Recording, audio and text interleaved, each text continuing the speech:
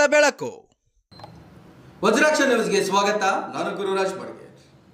ವಿಜಯಪುರ ಜಿಲ್ಲೆ ಮುದ್ದೇಬಿಹಾಳ ತಾಲೂಕಿನ ಕಾರ್ಯನಿರತ ಪತ್ರಕರ್ತರ ಸಂಘದಿಂದ ಜುಲೈ 31ರಂದು ಪಟ್ಟಣದ ಪ್ರವಾಸಿ ಮಂದಿರದಲ್ಲಿ ಹಮ್ಮಿಕೊಂಡಿರ್ತಕ್ಕಂಥ ಪತ್ರಿಕಾ ದಿನಾಚರಣೆಯನ್ನು ಪತ್ರಿಕೋದ್ಯಮದ ಪಿತಾಮಹ ಹರ್ಮನ್ ಮೊಗ್ಲಿ, ಮಹಾತ್ಮ ಗಾಂಧೀಜಿ, ಫಗು ಹಳಕಟ್ಟಿಯವರ ಭಾವಚಿತ್ರಕ್ಕೆ ಪುಷ್ಪ ನಮನ ಸಲ್ಲಿಸಿ ಎಲ್ಲರಿಗೂ ಸಿಹಿ ವಿತರಿಸುವ ಮುಖಾಂತರ ಅತ್ಯಂತ ಸರಳವಾಗಿ ಆಚರಣೆ ಮಾಡಲಾಯಿತು.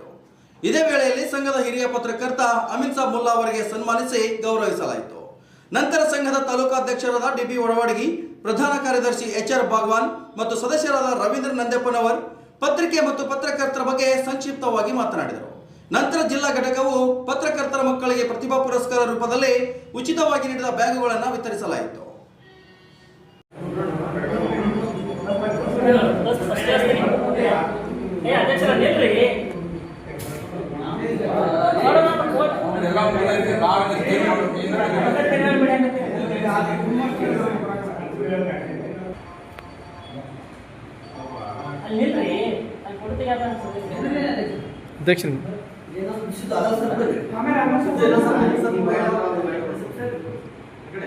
ಸರ್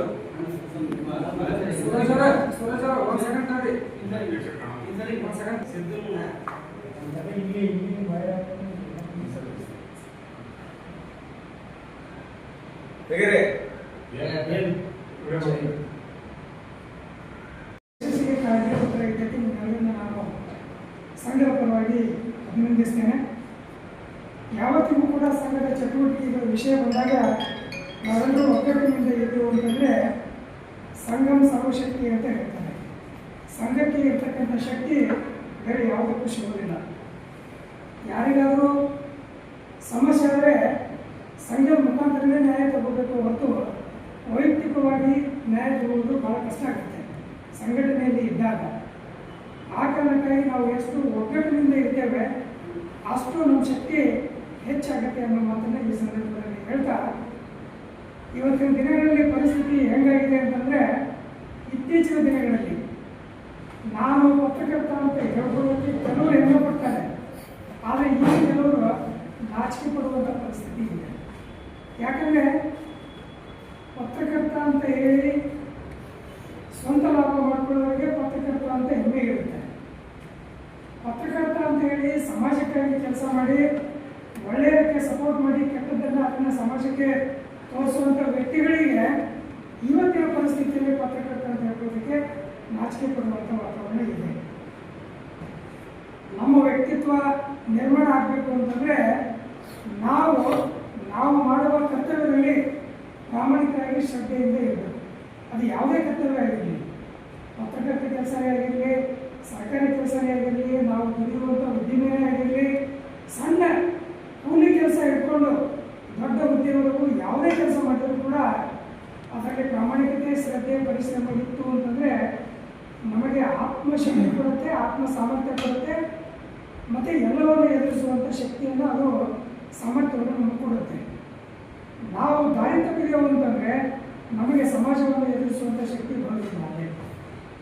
ನಮ್ಮನ್ನು ನಾವು ರಕ್ಷಣೆ ಮಾಡ್ಕೊಳ್ಬೇಕಾಗಿತ್ತು ಅಂತಂದರೆ, ನಮ್ಮನ್ನು ನಾವು ನಮ್ಮ ಆತ್ಮಕ್ಕೋಸ್ಕರ ನಾವು ಬರಬೇಕಾಗಿತ್ತು ಅಂತಂದರೆ ನಾವು ಒಳ್ಳೆಯದನ್ನು ಮಾಡೋಣ ಅನ್ನೋ ಮಾತನ್ನು ಈ ಸಂದರ್ಭದಲ್ಲಿ ಹೇಳ್ತಾ, ಕಾರ್ಯಕ್ರಮ ಸಂಘಟನೆ ಮಾಡಿದವರು ಖುಷಿಯಿಂದ ಏನಾದ್ರು ಮಾಡ್ಕೊಡ್ರಪ್ಪ, ಊಟ ಅದು ಮಾಡಿ ಅಂತೇಳಿ ಯಾರೋ ಒಬ್ಬ ಕೇಳಿಸ್ಕೊಂಡು ಸ್ವಲ್ಪ ಏನೋ ಕೊಟ್ಟಿರ್ತಾರೆ. ಅಲ್ಲೇನಾಗುತ್ತೆ ಪರಿಸ್ಥಿತಿ ಅಂತಂದರೆ, ಅವನು ಅಮೌಂಟ್ ಕೊಟ್ಟಿದ್ದು ಮೊದಲನೇ ತಪ್ಪು.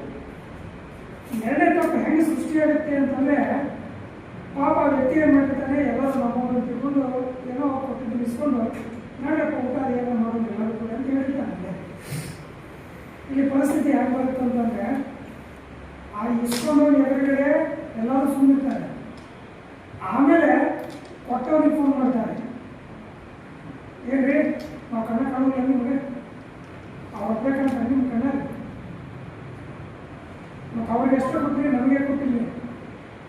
ಪಾಪ ಅವ್ರು ಏನೋ ಗೊತ್ತಿರಂಗಿಲ್ಲ, ಪತ್ರಕರ್ತರು ಎಲ್ಲರೂ ಒಂದು ತಿಳ್ಕೊಂಡು ಕೊಟ್ಟಿರ್ತಾರೆ. ಅವರಿಗೆ ಟಾರ್ಚರ್ ಮಾಡೋದು, ಅವ ಜೀವನದಾಗೆ ಮುಂದೆ ಪತ್ರಕರ್ತರು ತಿರುಗಿ ಮಾಡೋದಿಲ್ಲ.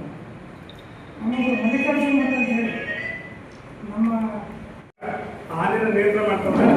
ಪ್ರಜಾಪ್ರಭುತ್ವದ ಆನೆಯನ್ನು ಹೊಡಿಸಿ ಅದನ್ನು ಇದು ಮಾಡುವಂಥ ನಿಯಂತ್ರಣ ಮಾಡುವಂಥ ಕೆಲಸ ಅದು ಪತ್ರಿಕಾ ಸ್ವಾತಂತ್ರ್ಯ. ಸಂವಿಧಾನದಾಗ ಕೂಡ ಅಭಿವ್ಯಕ್ತಿ ಸ್ವಾತಂತ್ರ್ಯ ಇದೆ. ಪ್ರತಿಯೊಬ್ಬ ನಾಗರಿಕರಿಗೆ ವಾಕ್ ಸ್ವಾತಂತ್ರ್ಯ ಇರುವಾಗ ಕಂಡದ್ದನ್ನು ಕಂಡು ಹಾಕಿರುವಂಥ ಅಭಿವ್ಯಕ್ತಿ ಸ್ವಾತಂತ್ರ್ಯ ಇದೆ. ಈ ಎಲ್ಲ ಈಗಂತೂ ಏನಾಗಿದೆ ಅಂದರೆ ಒಬ್ಬ ಕ್ರೈಸ್ತ ಧರ್ಮದ ಪಾದ್ರಿಯಾಗಿರ್ತಕ್ಕಂಥ ಹನುಮಾನ್ ಮೋದಿಯವ್ರಿಗೆ ಏನಂದ್ರೆ 1863ರಲ್ಲಿ ಒಂದು ಪತ್ರಿಕೆ ಶುರು ಮಾಡಿದ್ರು. ಅದು ಧರ್ಮ ಪ್ರಚಾರ, ಕ್ರೈಸ್ತ ಧರ್ಮದ ಪ್ರಚಾರಕ್ಕಾಗಿ. ಹೆಚ್ಚು ಕಡಿಮೆ ಮುದ್ರಣ ಮಾಧ್ಯಮ ಪ್ರಾರಂಭವಾಗಿದ್ದ ಪತ್ರಿಕೆಗಳನ್ನ ಅಚ್ಚಿಗೆ ಹಾಕಿ ಮುದ್ರಣ ಮಾಡುವಂಥ ಕೆಲಸ ಮಾಡುವಂಥ, ಯಾಕಂದ್ರೆ ಅದು ವಿಶ್ವವ್ಯಾಪಿ ಇರೋದ್ರಿಂದ ಆ ಧರ್ಮ ಪ್ರಚಾರ ಬರುತ್ತಾ ಅವರು ಆರ್ಥಿಕವಂತ ಒಂದು ವ್ಯವಸ್ಥೆ ಆಯ್ತು. ಮಂಗಳೂರು ಸಮಾಚಾರ ಪತ್ರಿಕೆ ಶುರುವಾಯ್ತು, ಮುಂದೆ ಬಳ್ಳಾರಿ ಬಂತು, ಕರ್ನಾಟಕ ಸಮಾಚಾರ ಆಯ್ತು. ಈಗ ಧರ್ಮ ಪ್ರಚಾರ ಯಾವ ರೀತಿ ಮಾಡ್ಕೊ ಬೇರೆ ಬೇರೆ ಬೇರೆ ರೀತಿ ಮಾಡ್ಕೊಂಡು ಆ ಪತ್ರಿಕೆನ ಒಂದು ಬೆಳೆಸ್ಕೊಂತ ಜನರಲ್ಲಿ ಮಾಧ್ಯಮ. ನಾಗರಿಕ ಸಮಾಜದಲ್ಲಿ ಪತ್ರಿಕೆ ಬಗ್ಗೆ ಒಂದು ಅಪಾರವಂತ ಗೌರವ ಇದೆ. ಪತ್ರಿಕೆ ಬಂದೆಲ್ಲ ಸರ್ಕಾರ ಕಾನೂನು ಐತಿ. ಇವತ್ತು ಏನಾಗಿದೆ ಅಂತಂದ್ರೆ ಮಾಧ್ಯಮ ಇಷ್ಟೆಲ್ಲ ಇದ್ದಿದ್ದಾಗೂ ಸೋಷಿಯಲ್ ಮೀಡಿಯಾ ಎಷ್ಟು ಫಾಸ್ಟ್ ಆಗಿದೆ ಅಂತಂದ್ರೆ ದೃಶ್ಯ ಮಾಧ್ಯಮ ಮತ್ತು ಮುದ್ರಾ ಮಾಡೋದಕ್ಕಿಂತ ಕರೆಂಟ್ ಅಫೇರ್ಸ್ ಆಗಿ ನಡೆದಂಥ ಘಟನೆಯನ್ನ ಬಿಂಬಿಸುವಂಥ ಕೆಲಸ ಈ ಸೋಷಿಯಲ್ ಮೀಡಿಯಾ ಮಾಡಾಗಿದೆ. ಇದ್ರ ಬಗ್ಗೆ ಏನಾಗಿದೆ ಅಂದ್ರೆ ಇದು ಕಂಡದನ್ನ ಕಂಡಾಗಿ ಬರೆಯುವಂಥ ಒಂದು ಸಾಮರ್ಥ್ಯ ಮತ್ತು ಎದೆಗಾರಿಕೆ ಇರೋದು ಬಹಳ ಮುಖ್ಯ ಆಗಿತ್ತು. ಆಮೇಲೆ ಏನಾಗಿತ್ತು, ಈ ಕ್ಷೇತ್ರಕ್ಕೆ ಬರ್ತಿರ್ಬೇಕಾದ್ರೂ ಆದ್ಯಂಶಿತವಾಗಿತ್ತು. ಯಾಕಂದ್ರೆ ಬಹಳಷ್ಟು ಪತ್ರಿಕೆಗಳನ್ನ, ಪುಸ್ತಕಗಳನ್ನ, ಗ್ರಂಥಗಳನ್ನ ಓದೋದ್ರ ಮೂಲಕ ನಮ್ಮ ಗ್ರಾಮಗಳನ್ನ ಅಭಿವೃದ್ಧಿಪಡಿಸ್ಬೇಕು ಅಂದ್ರೆ ಬರೆಯಕ್ಕೆ ಬರ್ತೈತಿ. ದೇಶ ಸುತ್ತಬೇಕಿಲ್ಲ, ಕೋಶ ಹೋಗ್ಬೇಕಂತೈತಿ. ಆದ್ಯಂಶಿತ ಆಗಿದೆ ಅಂದ್ರೆ ನಮ್ಗೆ ಅದು ಬರೋದಿಲ್ಲ. ಈಗ ನಮಗೆ ಏನಾದರೂ ಈ ಪತ್ರಿಕೆ ಕ್ಷೇತ್ರಕ್ಕೆ ಬರಬೇಕಾದ್ರೆ ಅದು ಪತ್ರಿಕೆ ನಾವು ಓದಲು ಬರೋದು, ಮಹಾಬಲೇಶ್ವರ ಸರಾಗಿ ನಾವು ಪತ್ರಿಕೆ ಓದೋದು ಆಮೇಲೆ ಬರೆಯೋದು. ಹ್ಯಾಂಗಿತ್ತಪ್ಪ ಒಂದು ಕಾಲ ಅಂತಂದ್ರೆ ಇದು ಪತ್ರಿಕೆಗಳು ಸ್ವಾತಂತ್ರ್ಯ ಸಂಘದಲ್ಲಿ ಪ್ರಮುಖ ಪಾತ್ರ ವಹಿಸ್ಯಾವ. ಈ ಊರಿನ ಒಂದು ಊರಿಗೆ ದೇಶ ದೊಡ್ಡದ ಬ್ರಿಟಿಷ್ ಕಪಿಮುಷ್ಟಿ ಇದ್ದಾಗ ಒಂದು ಊರಿಗೆ ಇನ್ನೊಂದು ಹೋಗಿ ಮಾಡುವಂಥದ್ದು. ಅವಾಗೆಲ್ಲ ಸವಾರಿ ವ್ಯವಸ್ಥೆ ಇರಲಿಲ್ಲ, ಈಗೆಲ್ಲ ರಾಕೆಟ್ ಇವ್ಯಾರ ಹೋಗಿ ಮಾಡುವಂಥ ವ್ಯವಸ್ಥೆದಾಗ ಮಾಧ್ಯಮಗಳ ಮೂಲಕ ಜನರಲ್ಲಿ ಸ್ವಾತಂತ್ರ್ಯಕ್ಕೆ ಕಿಚ್ಚನ್ನು ಹಚ್ಚುವಂಥ ಕೆಲಸವನ್ನು ಮಾಡಿ.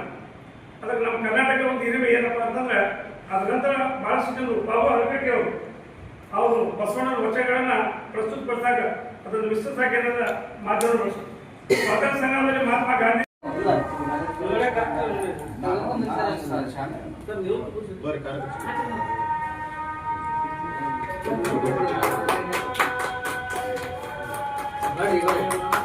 ನೋಡಿ